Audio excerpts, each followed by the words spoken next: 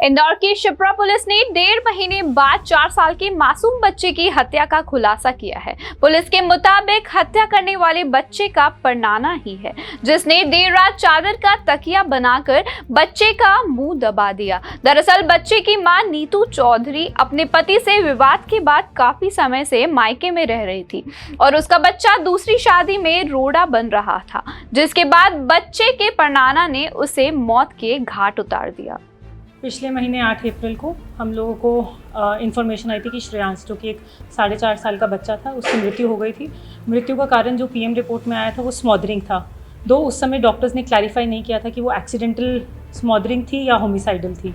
इसके जब इसमें बहुत गंभीरता से हम लोगों ने जांच करनी शुरू की तो ये केस काफ़ी कॉम्प्लिकेटेड था, क्योंकि परिवार के बीच का ही एक केस था जिसमें ना कोई टेक्निकल हमारे पास कोई सबूत था, ना कोई सीसीटीवी फुटेज थी, और क्योंकि घर के अंदर का ही मामला था तो इसको सुलझाने में बहुत ही ज़्यादा इंटेरोगेशन और बहुत ही ज़्यादा फोकस्ड क्वेश्चनिंग की आवश्यकता दिखाई दी।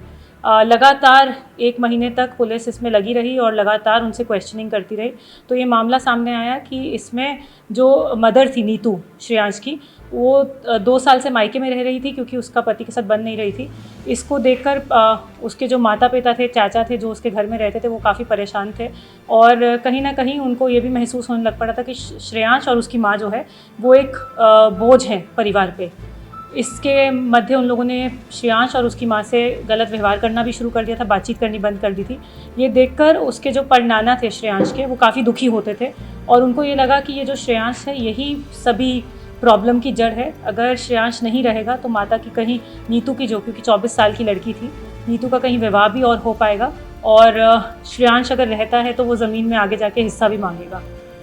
इसी को सोचते हुए उन्होंने, नीतू ने जब रात को बच्चे को सुलाने के लिए 10:30 बजे, जैसे कि लगातार वो अपने परनाना के साथ ही सोता था, उसके परनाना के पास वो छोड़ के गई रात को 10:30 बजे।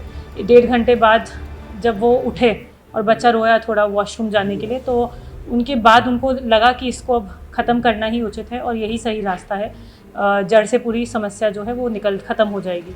तो उन्होंने जो अपनी चादर लेते थे, जिसको ओढ़ते थे, उसी को इकट्ठा करके बच्चे के मुंह पे दबा दिया और जिससे बच्चे की सांस रुक गई और बच्चे की मृत्यु हो गई। वीडियो को लाइक और शेयर करें। क्राइम भाषी से जुड़ने के लिए चैनल को सब्सक्राइब करें। खबरों की नोटिफिकेशन के लिए बेल आइकन दबाना ना भूलें।